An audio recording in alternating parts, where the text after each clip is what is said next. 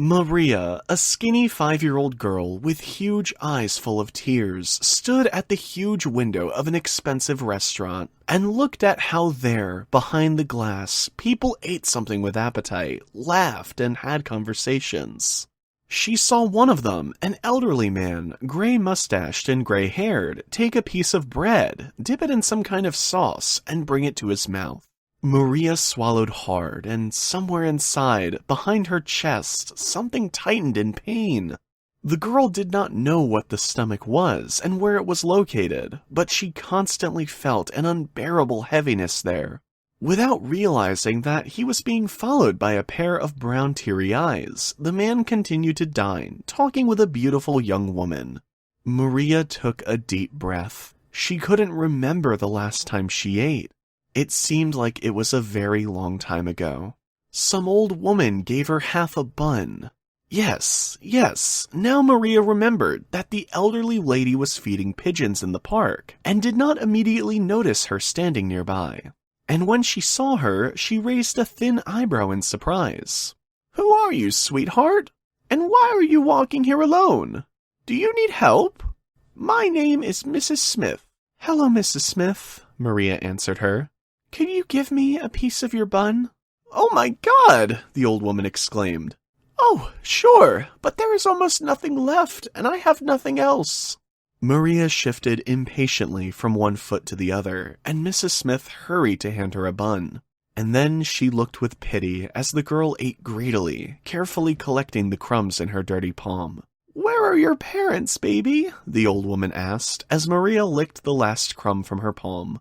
"My old grandmother died, and I never had a mother and father." No, this can't be true," Mrs. Smith protested. "Everyone has a mom and dad. Sometimes they cannot live with their children or die, but they are or were there. Maybe you just don't remember them." The girl shrugged. She didn't really remember her parents. There was always only her grandmother Lydia, always gloomy and angry. Maria felt that she did not love her and did not try to get close to her, but when her grandmother died, the girl realized that now she was completely alone. And she suddenly started longing for her grandmother to be with her again. It would be okay if she didn't caress or kiss her, not try to please or comfort her. But she would be there, and Maria would feel calm. But that night, when Lydia sighed for the last time, and somehow strangely cried out, fell, and did not rise again, Maria ran out of their old house and hid in the honeysuckle bushes. She did not want to return to the room where her grandmother lay on the floor like a huge doll. Maria was very afraid. She didn't know why. In the morning, one of the neighbors saw the open door and called the police and doctors. But Mary did not see this. She ran away from the terrible house and never wanted to return there. And so, her new life, full of fears and dangers, began. If adults addressed her, she shrank in fright. She was afraid that they would hurt her. And she was very happy when kind people gave her some food. Mrs. Smith was one of them. Maria imagined the smiling, radiant eyes of the old woman again, and remembered how she told her, "Wait for me here.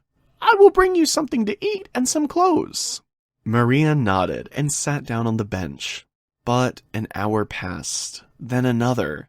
Evening came, and then morning, but Mrs. Smith did not come back. Maria waited for her a little more, and then left, thinking that the old woman had simply forgotten about her.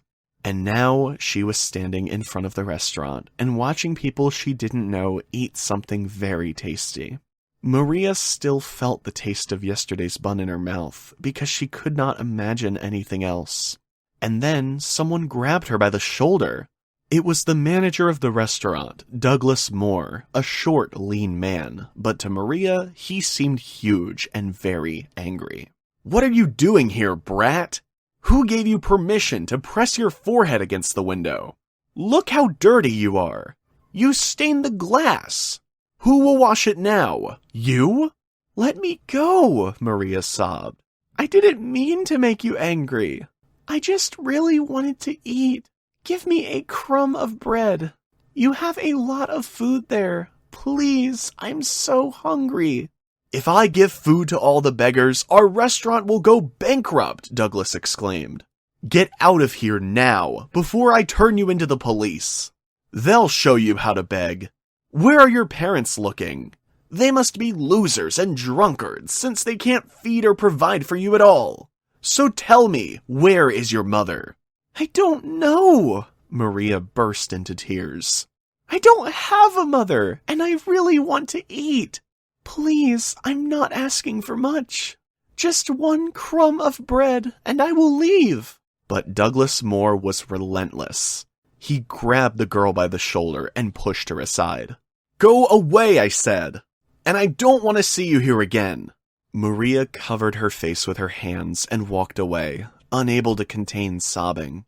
But she could not go far. Her legs got weak after a few steps. The girl's head began to spin, and she lost consciousness and fell under the wheels of a car standing in the parking lot. Maria lay for how long she had laid like this. She came to her senses only when someone picked her up in their arms. Maria laughed. It seemed to her that she had flown up and was now soaring among the golden clouds, and they were shouting something to her and softly tickling and stroking her cheeks. She opened her eyes and saw a middle-aged man in front of her. He was looking concerned. "How do you feel, little one?" he asked. "You frighten us. Do you remember your name?" "Maria," she replied. "I know you. You were in that restaurant. You were eating something, and I also really wanted to eat, and then they kicked me out." "Yes," the man said, confused. "My name is Michael Carmichael. I had dinner with my daughter, Laura." "I saw her," Maria said. "She is very beautiful. Where are your parents, dear?" "I don't have anyone," the girl shook her head. "I'm all alone in this world." "No, you're not. You are not alone. We will help you. Now we will call an ambulance, and they will take you to the hospital," Michael smiled affectionately. "Laura just went to call the doctors. You were lying under our car, and we got scared for you." "No, no," the girl protested. "Nothing hurts. I just haven't eaten in a long time. That's all. Let me go, please. I will go." "Wait," Michael took the girl's hand. "Look, here comes my daughter. We're going back to the house, and you're going to take a bath, and we're going to feed you and put you to bed. And in the morning, we'll think together how to help you. Well, do you agree?" Maria stared at Laura, the beautiful girl, and did not understand a word the adults were saying. Suddenly, she was afraid they were going to drive her away too. But Laura leaned over to her and stroked her dirty cheek affectionately. "Will you come and visit us?" Maria gasped with delight and nodded, unable to utter a word. And the next minute, she was seated in a soft, bright armchair, and the car carried her into a new world that she hadn't even known. The huge house of Michael and Laura seemed like a palace, and she even squeezed her eyes shut, thinking that she was in some kind of fairy tale where Michael was a good wizard and Laura was a beautiful fairy. Maria herself turned out to be their guest and gladly accepted all signs of attention from the adults around her. Michael went to change, and Laura ordered dinner for the girl. Maria was taken to a room, washed and tangled hair, and then invited to the table, which had so many delicious dishes that the girl was taken aback. She had no idea she could make so much at once. Laura treated the little girl, and Maria ate with appetite, looking at the pictures and photographs hanging on the walls. Suddenly, she cried out and dropped her spoon. In one picture, the girl saw herself and Lydia, the grandmother who had raised her. "What's the matter, baby?" Laura asked. "It's my grandmother!" Maria pointed at the picture. "And that's me!" "No, my little one," answered Laura. "You are mistaken. It is a picture of me and my nurse." Laura wanted to say something more and then suddenly stopped herself. And then she asked in a trembling voice, What is your grandmother's name?" "Lydia, only she is dead." Laura quickly got up from her seat and ran to the door. "Daddy! Daddy! Come here quick!" Michael, hearing his daughter's anxious voice, came out to her and barely had time to pick her up in his arms. Laura had fainted. The following events were jumbled up in Maria's head.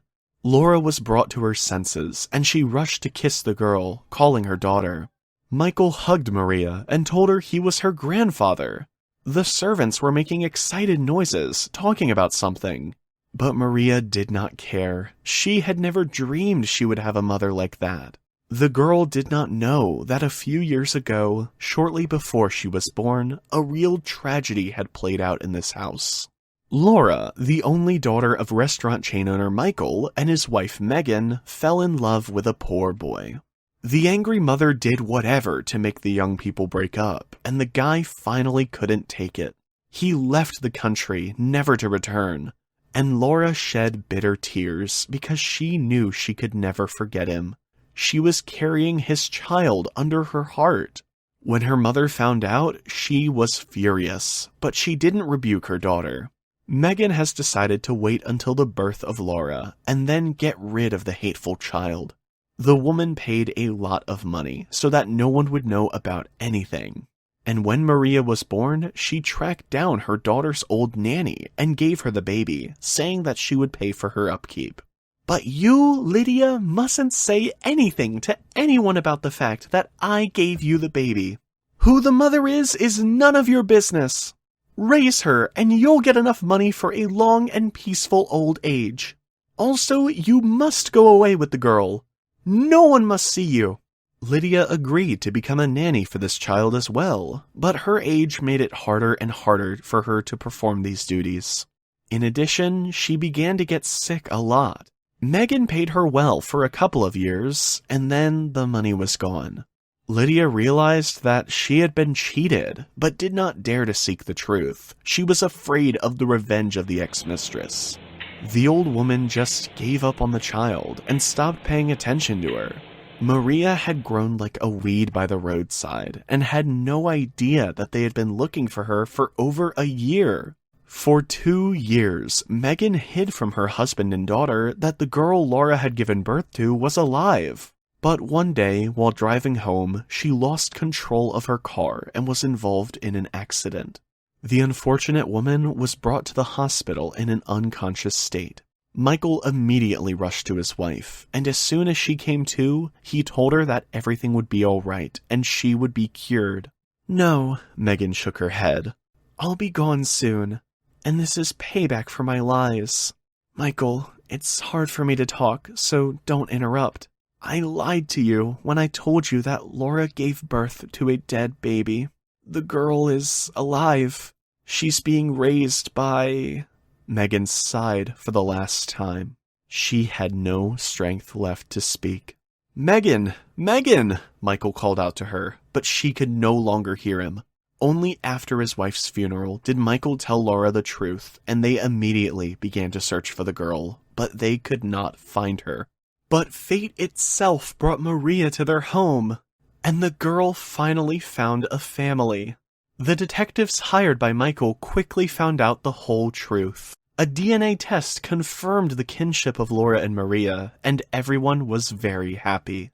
The next day, Michael and his daughter and granddaughter arrived at his restaurant, where the manager had chased the poor girl away the day before. Maria looked at him and clung to her grandfather. Grandfather, I'm afraid of him. He's angry, she pointed at Douglas Moore. I asked him for a crumb of bread, and he wouldn't give it to me. The astonished manager looked at the angry restaurant owner standing in front of him. Suddenly, he shook like an autumn leaf. Sir, I'm sorry. I didn't know. Forgive me. You, said Michael to him. Don't you feel sorry for the poor child? How could you do such a thing? Do you have no heart? Douglas Moore lowered his head. He was truly ashamed. I'm sorry, he said again, but Michael, Laura, and Maria were no longer listening. They were too happy to be angry. Too happy.